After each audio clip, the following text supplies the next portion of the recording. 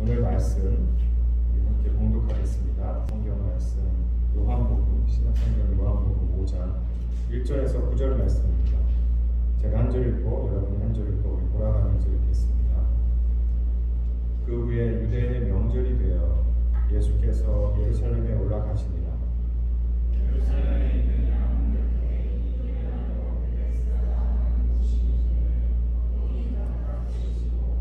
그 안에 많은 병자, 맹인, 다리 저는 사람, 혈기 많은 사람들이 누워 물의 움직임을 기다리니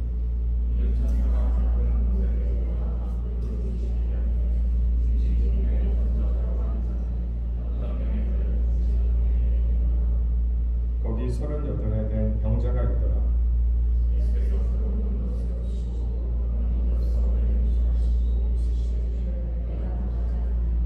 병자가 대답하되 주여 물이 움직일 때 나를 못에 넣어주는 사람이 없어 내가 가는 동안에 다른 사람이 먼저 내려가나이다.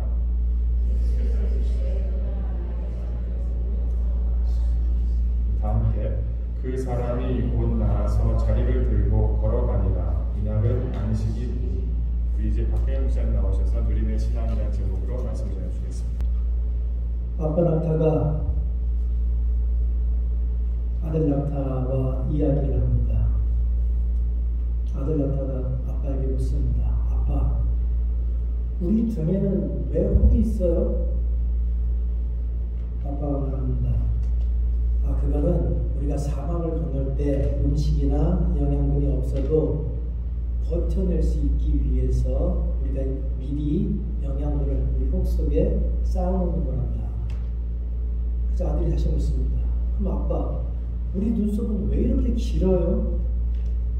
아빠가 대답합니다. 아들아, 생각을 해보렴. 사막엔 모래바람이 많이 불지. 그 모래바람 속에 모래가 많이 섞여 있겠지. 그때 그 긴 눈썹이 우리의 눈을 보호해 준단다. 아들이 다시 묻습니다. 그런데 아빠, 우리 발은 왜 이렇게 커다란 발굽으로 돼 있어요? 아빠가 다시 대답합니다. 그건 사막을 건널 때 발이 모래에 빠지지 않고 모래 위를 무사히 걸을 수 있기 위해서 그렇단다. 아들이 다시 묻습니다. 그런데 아빠, 우리는 왜 동물원에 있어요? 그리스도인은 이 세상에 왜 존재합니까? 우리는 왜 살아갑니까? 오늘 본문에 나오는 베데스다 이 연못, 이 베데스다라는 말에는 자비의 집이라고 하는 뜻이 있습니다. 본문에 나와 있듯이 특별히 정해진 시간은 없으나 아주 특별한 어느 시간에 하늘에서 천사가 내려와 그 물을 감동하면 그 물이 끓어오른다고 합니다. 그런데 물이 끓어오르는 그 순간에 누구든지 가장 먼저 그 끓는 물 속으로 뛰어 들어가면 그 병이 어떠한 병이든지 낫는다고 합니다. 그곳에서 병이 나은 사람에게 이 연못은 자비의 집입니다. 그런데 오늘 본문에는 이 자비의 집에서 가장 위대한 성공은 단 한 번도 실패하지 않는 것이 아니라 추락하는 뒤에 다시 일어서는 힘에 있다라고 하는 말을 무시하는 듯한 삶을 사는 사람을 만나게 됩니다. 하나님의 자비가 이 연못에 임한다는 소식을 듣고 어느 순간 그곳엔 수많은 병자들이 자리를 잡고 있었습니다. 의사가 나는 더 이상 당신을 고칠 수 없다라고 선언했던 사람들, 병이 너무 깊고 오래돼서 가족들조차도 포기했던 사람들, 몸의 아픔으로 인해서 더 이상 삶에 대한 어떠한 희망도 가질 수 없었던 사람들이 그 연못에 모여들었던 겁니다. 그들은 그 연못에서 하나님의 자비를 바라고 있었습니다. 그런데 그 병자들이 베데스다 연못에 모여서 발견한 것이 하나 있습니다. 세상에서 쓸모없었던 사람들, 세상에서 버림받았던 사람들, 세상에서 무시당하던 사람들이 모였는데 그곳에서 그들이 서로에게 위로가 된다는 것.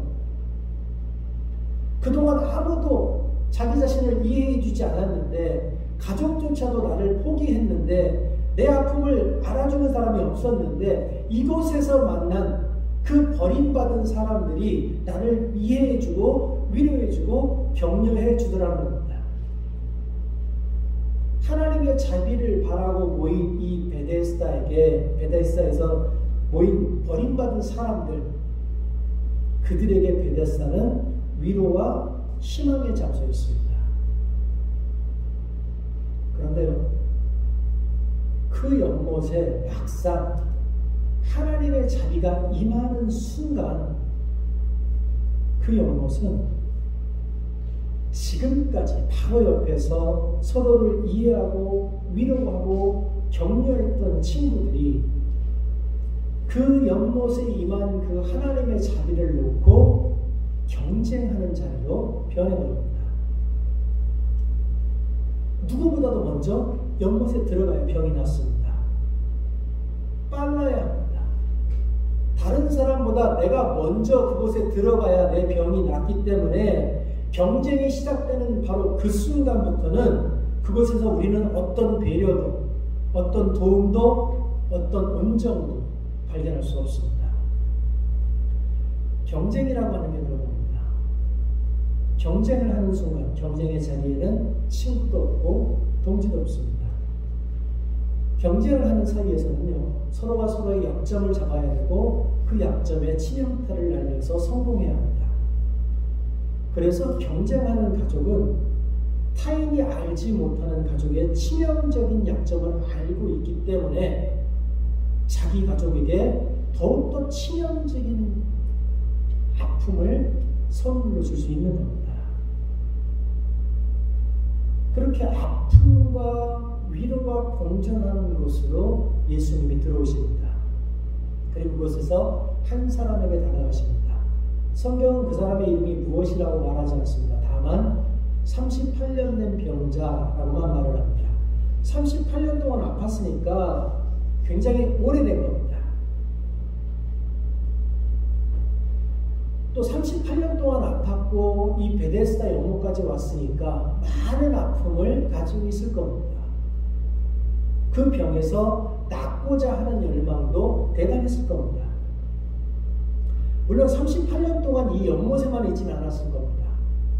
자기 나름대로 의사들을 찾아가기도 했을 거고 용하다는 어떤 방법을 시도도 해봤을 겁니다. 그런데 그 모든 것이 안 되니까 이제 마지막 희망을 걸고 이 연못으로 온 겁니다.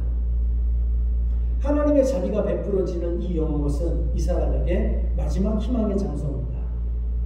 그런데 우리가 명확하게 그 이유를 알 수는 없지만 지금까지 그 사람은 연못에 가장 먼저 뛰어드는 그 일을 성공하지 못했습니다. 연못에 물이 끓어오를 때마다 누구보다 먼저 그 연못에 뛰어들려고 시도를 했을 겁니다. 그런데 어떨 때는 자기보다 늦게 온 사람이, 어떨 때는 자기보다 더 건강한 사람이 먼저 그 물에 뛰어들어가는 것을 보아야만 했을 겁니다.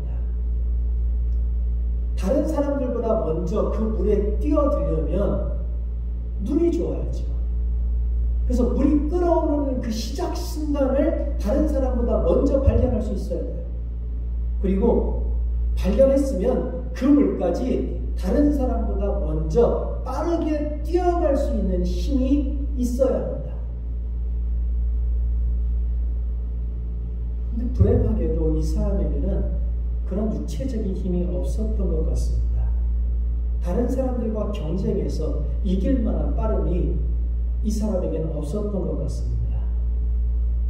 그나마 덜 아픈 사람들, 그나마 육체에 힘이 있는 사람들, 다른 말로 하면 그나마 하나님의 자비가 덜 필요한 사람들이 하나님의 자비를 정작 필요한 사람들보다 많이 차지하고 있었던 겁니다. 정말 아픈 사람들은 하나님의 자비가 베풀어지는 그 연못에서조차도 소외당하고 있었던 겁니다. 오늘 예수님은 불공평한 하나님의 자비가 임하는 것, 능력 없고 약한 자에게는 하나님의 자비가 더 없는 고통, 아픔, 그리고 더 큰 소외로 느껴지는 그것으로 임하고 계십니다. 바로 이 연못, 하나님의 자비가 약한 자를 외면하는 것, 경쟁으로 인한 추악한 냄새가 나는 이곳, 그곳에서 예수님은 38년 된 병자를 만났고 그에게 묻습니다. 네가 낫기를 원하느냐? 여러분, 잘 생각해 보셔야 돼요. 38년 된 병자입니다. 이 베데스다 연못은 관광지가 아닙니다. 하나님의 자비가 연못에 임하고 그 순간 들어가면 낫는다는 소식을 듣고 수많은 병자들이 몰려있기에 건강한 사람들은 특별한 이유가 없는 이상은 이 연못에 오지 않습니다. 그리고 이 사람은 38년을 아팠어요. 그러면 누가 봐도 환자입니다. 누가 봐도 환자인 베데스다 연못에 있는 그 사람에게 예수님이 묻기를 네가 낫기를 원하느냐? 이 질문에 우리가 의문을 품지 않으면 이 본문이 해석이 안 돼요. 왜 당연한 환자에게 예수님이 네가 낫고 싶으냐라고 물었는가? 어떤 농부가요, 산에 나무를 하러 갔습니다. 나무를 해갖고 내려오다가 알 하나를 발견했어요. 이게 무슨 알인지 모르겠으나 집에 가져가야 되겠다는 생각을 해서 집에 가져왔습니다. 그리고 무심하게 닭장에 이 달을 던져놨습니다. 닭이 이 알을 품고 부화를 시켰습니다. 놀랍게 이 알 속에서 나온 건 독수리였습니다.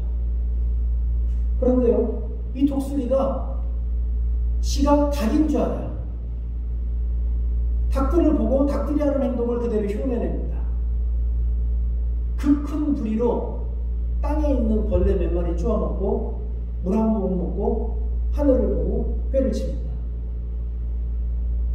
그러다 어느 날 저 하늘 높이 떠 있는 뭔가를 발견했어요. 이 독수리가 옆에 있는 다른 닭에게 묻습니다. 야, 저게 뭐야? 그래서 옆에 있는 닭이 말합니다. 저거는 새들의 왕이신 독수리야. 딴 생각하지 마. 너랑 그분은 전혀 달라. 평생을 자기가 닭인 줄 알고 살았던 이 독수리는 저 하늘 높이 떠 있는 그 독수리를 바라보면서 선망을 하나? 자기가 그렇게 될 수 있다라고 하는 생각을 하지 못합니다. 어떻게 생각하십니까? 이 독수리는 자기가 독수리인 것을 깨닫고 날 수 있을까요? 아니면 평생을 닭으로 살다가 죽어갈까요? 지금 여러분 마음속에 생각하는 그대로 될 겁니다. 예수님은 이 병자가 이 독수리처럼 살고 있는 것을 보신 겁니다. 그래서 묻는 겁니다. 네가 낫기를 원하느냐? 삶을 대하는 너의 부정적인 그 태도에서 벗어날 준비가 되어 있느냐? 너를 조정하고 있는 삶의 그 부정적인 관성으로부터 뛰어나올 준비가 되어 있느냐? 38년을 아팠을 겁니다. 그래서 자기도 모르는 사이에 그 아픔에 익숙해진 겁니다. 어느 순간 자신의 아픔을 보고 동정하는 사람들의 시선을 즐기게 된 겁니다. 나는 아픈 사람이니까, 나는 도움이 필요한 사람이니까 이런 마음이 들면서 어느 순간부터는 이제 주변의 사람들을 탓하기 시작한 겁니다. 병이 들어있어서 너무 불편한 몸이지만 어느 순간 그 병에 머물러 있는 것의 편리함을 깨달아버린 겁니다. 다른 말로 하면 그 병에서 회복되고자 하는 그의 욕망이 점점 줄어들었다고 하는 겁니다. 병에 계속 머물러 있고자 하는 그 관성이 그를 어느 순간부터 지배하고 있었다는 겁니다. 물론 그는 내가 병이 낫고 싶다고, 내가 병이 낫고 싶어서 이 베데스다 연못에 와 있는 것이라고 주장합니다. 그러나 그가 주장하고 그가 외치고 그가 말하는 것과 달리 그의 삶의 방향은 이미 아픈 것에 익숙해져 버린 겁니다. 자신도 모르는 사이에 자신의 비참함을, 자신의 게으름을 당연한 것으로 여기게 된다는 겁니다.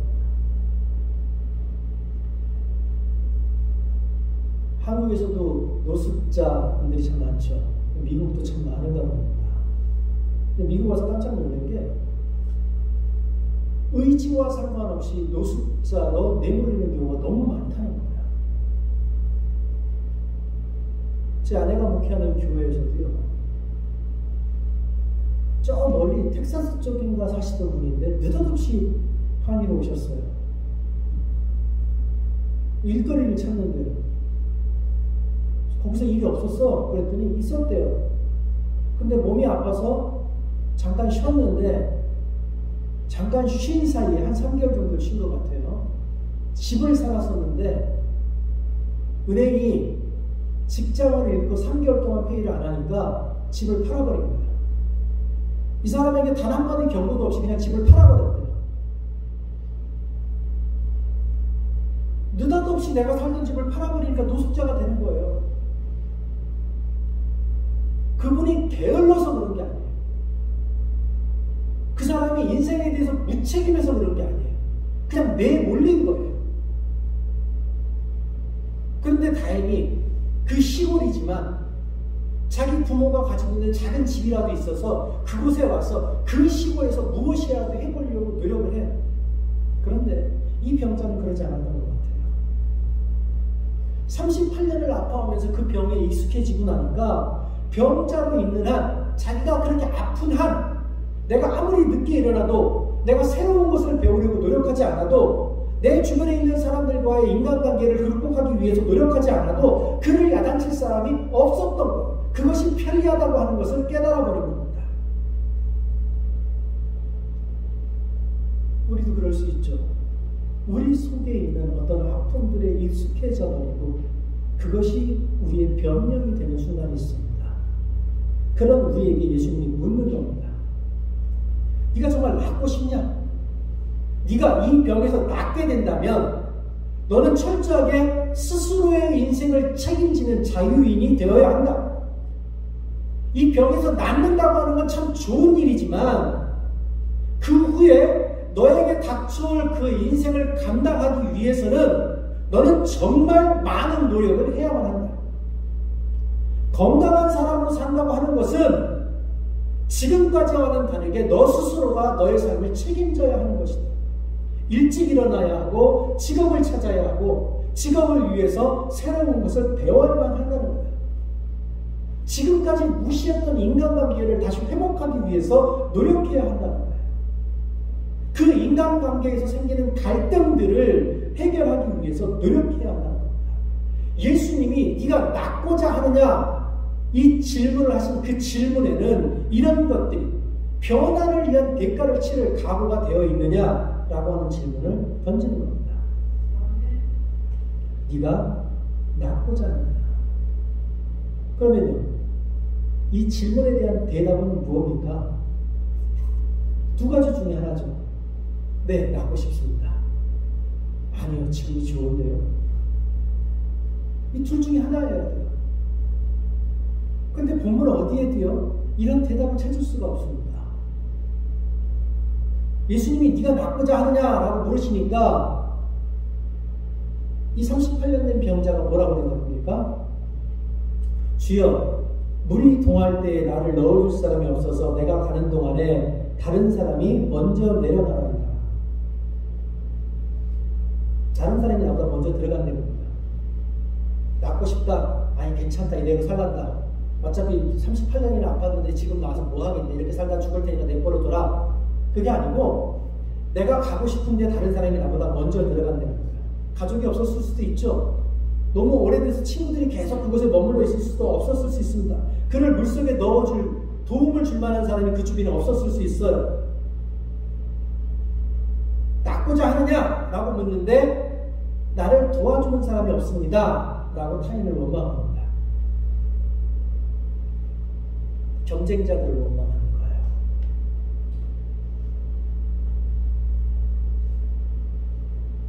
네가 낫고 싶냐? 야, 너네 교회 왜 나왔냐? 기도하고 하나님을 만나고 삶의 의미를 발견하고 그 의미를 내 삶에서 살아내기 위해서 나왔습니다. 그래? 그럼 그렇게 한번 해볼까? 근데 예수님, 내 주변에 사람이 없어요. 우리 부모님 너무 가난해요. 나는 학력이 너무 짧아요. 내 친구들에 비해서 머리가 너무 나빠요. 나는 얼굴이 안 예뻐서. 하나님이 우리에게 한번 해볼까? 라고 말씀하시는데 우리는 자꾸 핑계를 대요. 자꾸 원망을 해요. 내 부모가, 내 친구가, 내 주변이, 이 사회가 나를 알아보지 못해서. 예수님은 지금 현재에 관한 얘기를 하시는데 우리는 자꾸 과거에 관한 이야기를 한다는 겁니다. 지금 이 순간 이 자리에서 우리가 무엇을 할 것인가에 대한 고민을 하는 게 아니고 자꾸 과거를 붙들고 늘어진다는 거예요. 내가 예전에 이렇게 아파서, 내가 예전에 이렇게 힘들어서, 내가 어렸을 때 우리 아빠가 나한테, 내가 어렸을 때 우리 엄마가 나한테, 내가 어렸을 때 내 선생님이 나한테. 근데 그래서 어쩌라고요? 그때 맞았는데 그게 억울하죠. 그래서 어쩌라고요? 그걸 계속 가지고 살고 그걸 계속 원망하면 내 인생이 달라집니까? 우리 주님이 지금 나에게 물어보시는 게 그겁니까? 아니에요. 그래서 네가 그렇게 아팠는데 지금 이 순간 나와 함께 이 삶을 바꿀 건데 네가 할 거냐라고 물으시는데 우리는 자꾸 과거로 간다는 거예요. 과거에 대한 그 기억들이 내 주변에 있는 동료들과의 경쟁이 우리를 자꾸 더 아픈 곳으로 끌고 간다는 겁니다. 우리 하나님은 우리에게 사명을 주시고 그 사명을 살아내라고 하는데 우리는 자꾸 과거의 경험을 끄집어내고 환경을 핑계 삼아서 뒷걸음치려고 한다는 거예요. 옛날에는 이랬는데, 옛날에는 저랬는데, 목사님 나도 옛날에는 열심히 했어요. 아, 우리 교회가 옛날에는 잘 나갔어요. 그래서 뭐 어쩌라고요? 저도 옛날에 교회에서 이 봉사 참 많이 했어요. 그래서 뭐 어쩌라고요? 하나님, 내가 능력이 참 좋은데요. 이놈의 사회가 내 능력을 알아봐 주지를 못해요. 그래서 뭐 어쩌라고요? 하나님, 이 사회가 너무 불공평해요. 그래서 어쩌라고요? 다 뜯어고칠까요? 다 죽여버리고 하나님께서 다 죽여버리고 하나님의 마음에 맞는 방식으로 다 새로 시작하실까요? 그게 하나님의 나라인가요? 아니에요. 우리가 우리의 과거를 붙들고 살아가면 우리는 계속해서 이 베데스다 연못에 살아가는 겁니다. 우리가 정말로 하나님이 우리에게 주시는 그 소명, 그 사명을 감당하고 싶다면 우리 안에 있는 그 무력감을 극복해내야 합니다. 다른 사람을 향해서 가지는 원망들, 질시하는 마음들, 열등감 같은 것들을 극복해내야 합니다. 더 이상 주변 사람들과 경쟁하려고 그러면 안 돼요. 누워있는 우리에게 우리 주님이 얘기하십니다. 일어나 걸으라. 일어나 걸으라. 하나님의 나라를 위해서 걸어가라. 하나님이 우리에게 대단한 것을 요구하지 않으세요. 내가 너에게 지금 능력을 줄 테니까 이곳에 있는 모든 병자를 다 고쳐라 라고 말씀하지 않으세요. 내가 지금 너에게 능력을 줄 테니까 이 사회를 변혁시켜라 라고 말씀하지 않으세요. 뭐라고 그러세요? 일어나 걸어가라.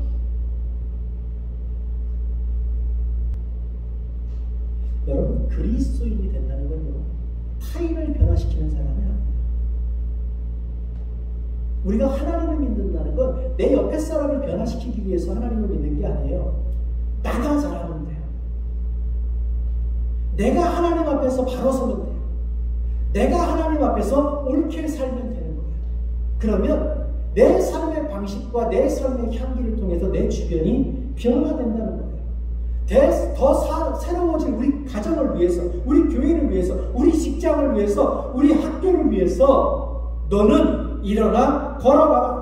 핑계대지 말고 경쟁하지 말고 일어나 걸어가라. 네 삶의 현실로 일어나 걸어 들어가라. 그런데요, 하나님이 우리에게 일어나 걸어가라고 하는 그 삶의 자리는 결코 쉽고 즐거운 자리가 아닙니다. 하나님이 우리에게 걸어가라고 하시는 그 길은 때로는 어둡고 때로는 거칠고 때로는 악한 것들이 득실되는 곳입니다.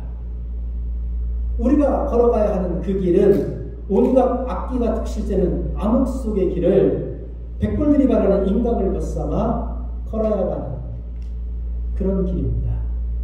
그런 고통에도 불구하고 우리가 이 길을 걷는 동안 어떤 변명도 어떤 게으름도 통하지 않습니다.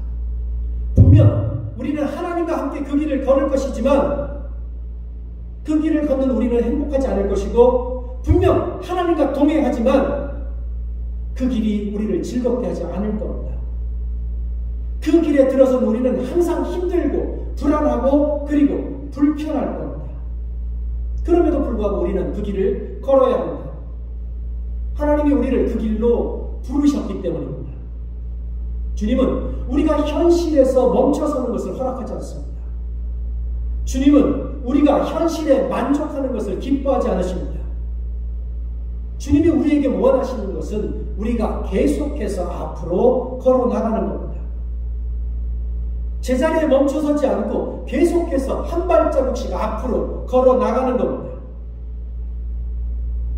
일어나 걸어가라. 예수님의 말씀을 들은 이 병자가 자기 자리를 들고 걸어갑니다. 어디로 걸어갑니까? 내 삶의 자리로, 내 이웃에게로, 내 가족에게로, 내가 만나는 사람들에게로 걸어가는 겁니다. 여러분 잘 기억하십시오. 이곳에 있는 우리는 경쟁자가 아닙니다. 교회는 경쟁하기 위해서 모인 곳이 아닙니다. 그런데도 불구하고 교회 안에서 경쟁하려고 하는 사람들이 너무 많아요.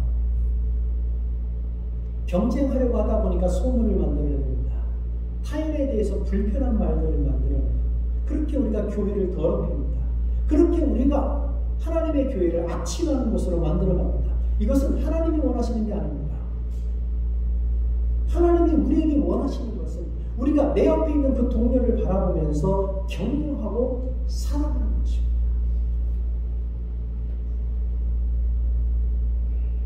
여러분 요즘 그 LGBTQ 동성애 문제가 굉장히 예민한 거예요. 현실 사회에서 교회들이 이 동성애 문제에 대해서 막 목숨을 걸고 소리를 지릅니다.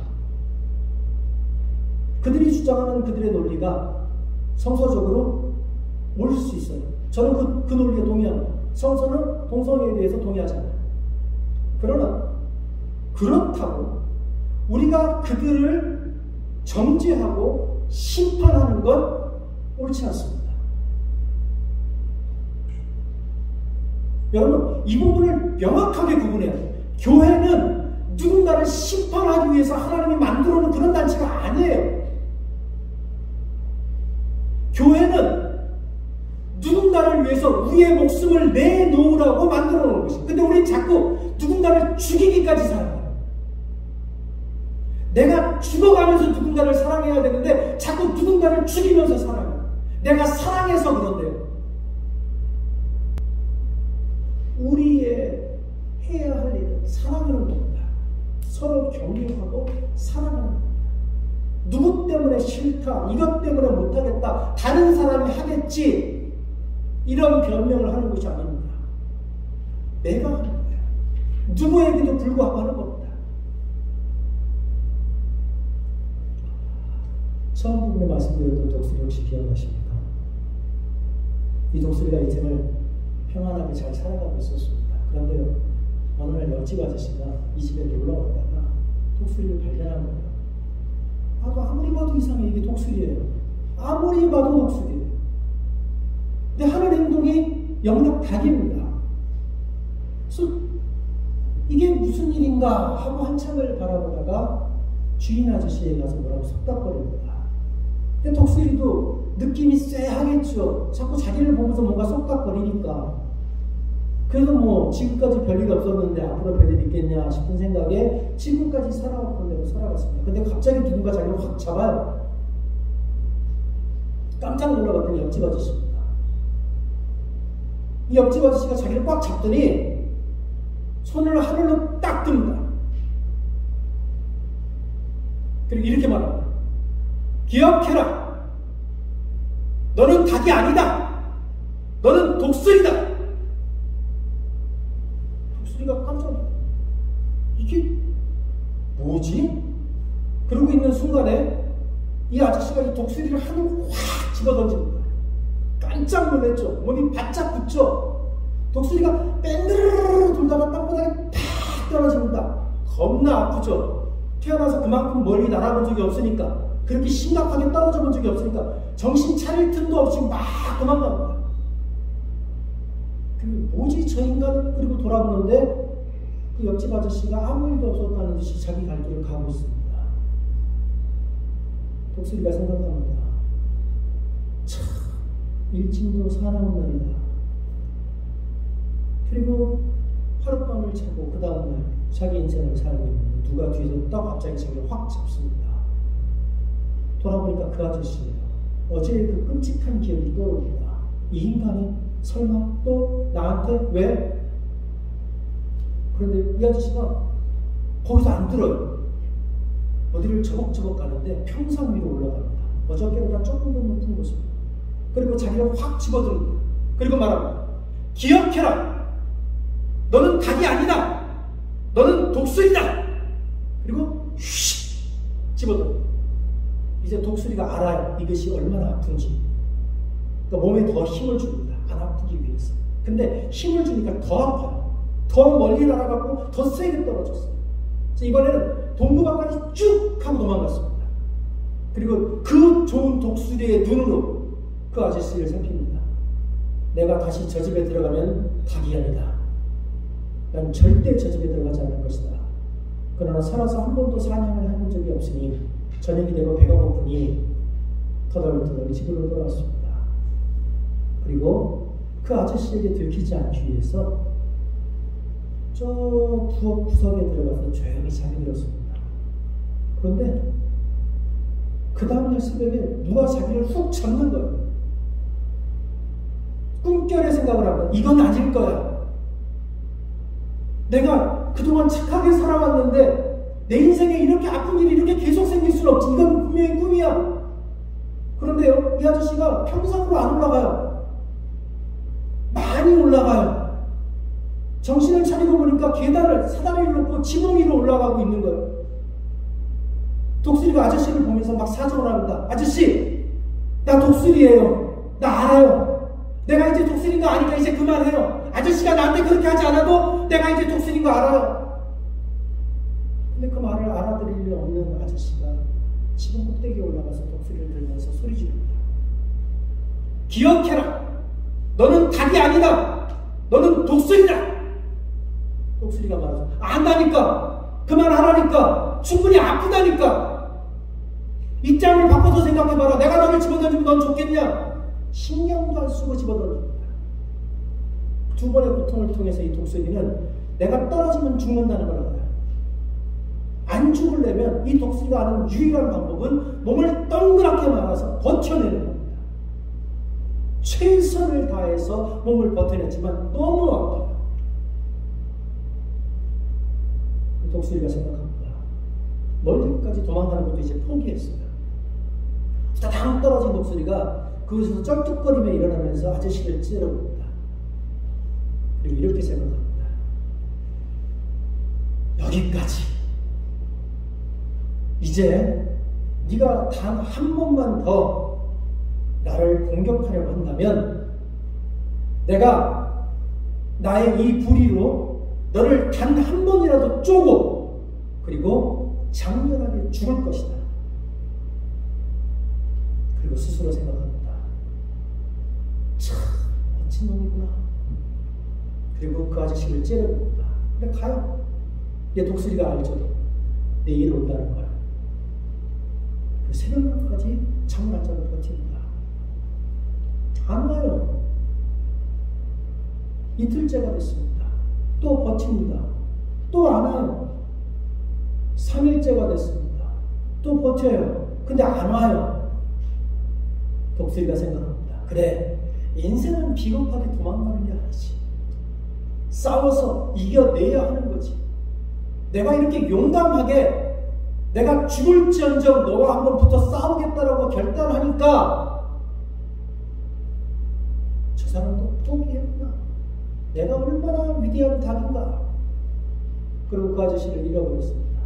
잊어버리고 그 아저씨에 대한 생각을 하지 않고 한참 지났는데 어느 날 자고 있는데 누가 자기를 탁 잡아요. 심장이 덜컥합니다. 근데 그냥 자고 끝나지 않고 누가 자기를 잡았는데 뭘로 꽁꽁 묶어요. 그래서 눈을 뜨고 보니까 그 아저씨가 자기를 밧줄로 꽁꽁 묶고 있는 거야. 그들이 바구니에 집어넣고 지게에 지고 산을 올라가기 시작합니다. 독수리가 생각합니다. 뭐지? 설마? 근데 설마가 현실이 됐어요. 한나절을 올라가서 이 아저씨가 절벽 끝에 섭니다. 그 높은 절벽 끝에 서서 독수리를 꺼내고 줄을 풉니다. 그리고 외칩니다. 기억해라. 너는 닭이 아니다. 너는 독수리다. 이제는 죽고 사는 문제입니다. 지금까지는 어떻게 버틸 수 있었으나 절벽은 아니죠. 남의 인생 가지고 그러는 게 아니죠. 독수리가 자기가 할 수 있는 모든 표현을 다 하지만 아저씨는 무시하고 이 독수리를 집어던집니다. 그런데 평생을 살아오면서 독수리와 배운 건 딱 하나예요. 아픈 순간이 오면 몸을 웅크려야 한다. 웅크립니다. 근데 절벽을 떨어지면서 속도가 붙으니까 몸이 막 돌기 시작해요. 몸이 막 돌기 시작하니까 어지럽다 보니까 자기도 모르는 사이에 한쪽 돌기가 탁 펴졌어요. 문제가 더 심각해졌습니다. 한쪽만 펴지니까 그냥 떨어질 때는 한 방향으로 돌았는데 한쪽 날개가 펴지면서 막 정신없이 사방팔방으로 돌기 시작해요. 정신을 잃을 것 같은 순간이 오면서 자기도 모르게 두 쪽 날개가 다 펴졌습니다. 두 날개가 딱 펴지니까 독수리가 바람을 타고 하늘로 슉 하고 올라가기 시작합니다. 독수리가 깜짝 놀랐어요. 이게 뭐지? 이건 아닌데? 내가 왜 하늘에? 그런데 그게 너무 자연스러워요. 너무 자연스럽게 그 바람을 타고 있는데 쫙 멀리 있는 그 아저씨가 자기를 향해서 자꾸 손가락질을 해요. 왜 저 인간이 나한테? 그리고 그 소리를 듣기 위해서 가까이 갑니다. 그 아저씨가 이 독수리에게 손가락질하면서 이렇게 말합니다. 기억해라. 너는 닭이 아니다. 너는 독수리다.